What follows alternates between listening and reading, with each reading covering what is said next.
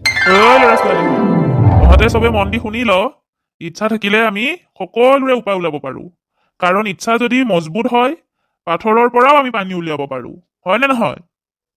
Sir মইতো লহাৰ পৰাও পানী ওলাব পাৰো। কি কলি দেপলা? লহাৰ পৰা আকৌ কেনেকে পানী ওলাব পাৰ তই? কেনেকৈ মানে? দমকলৰ পৰা দেখোন আমি পানী ওলাও। দমকলটোতো লহাৰে হয় ন ছাৰ। ঐ বন্ধু, কি ৰে বন্ধু, তই বোলে বিয়া পাতিবি আৰু? বন্ধু, যোৱা মাহতে পাতিলো মই বিয়া। তোকতো বিয়াৰ চিঠিও দিছিলো, তই নাপালি নে কি? বিয়াৰ চিঠিটো পাইছিলো, কিন্তু এটা কথা দেই বন্ধু, এটা কথা মানে মই বুজিব নোৱাৰিলো।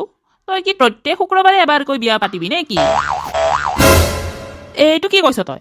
প্ৰত্যেক শুক্ৰবাৰে কি বিয়া পাতিব পাৰে নেকি? পাগল হৈছে নেকি তই? নাই ৰে বন্ধু, তই চিঠিত লিখি দিছিলি যে ৰোজ শুক্ৰবাৰ কো বুলি, সেইকাৰণে মই ভাবিলো আকৌ।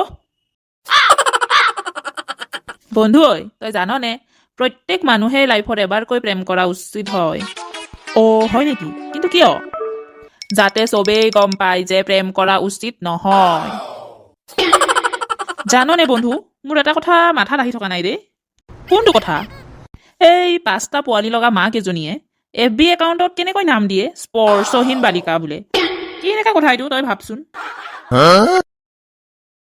আচ্ছা বন্ধু, সেইদিনাখন যে খুৰা এজন বেমাৰ হৈছিলে, তই যে হস্পিটেলত লৈ গৈছিলি, ঠেং ভাঙি আছিলে, এতিয়া কেনেকুৱা সেই খুৰাজনৰ খবৰ? ভালনে কেনেকুৱা? এই বন্ধু কি কবি আৰু, ৰোগীক লৈ গৈছিলো হস্পিটেলত, তাতে ইমান ধুনীয়া নাৰ্ছ এজনীক দেখি তাইৰ পোকৰে পোকৰে গ'লো। তাৰ পাছত আৰু সেই খুৰাজন ক'ত গ'ল হেৰায়ে পেলালো মই। আজিলৈকে বিচাৰিয়ে পোৱা নাই খুৰাজনক। আচ্ছা বন্ধু, সেইবোৰ বাদ দেচোন, তই তোৰ বাইকৰ চাবিটো দেচোন মোক। এই ৰাতিপুৱা ৰাতিপুৱা তোক আকৌ বাইকৰ চাবি কিয় লাগে? এই বন্ধু, আজি কলেজত জেনেৰেল ফ্ৰেছাৰ্ছ আছে।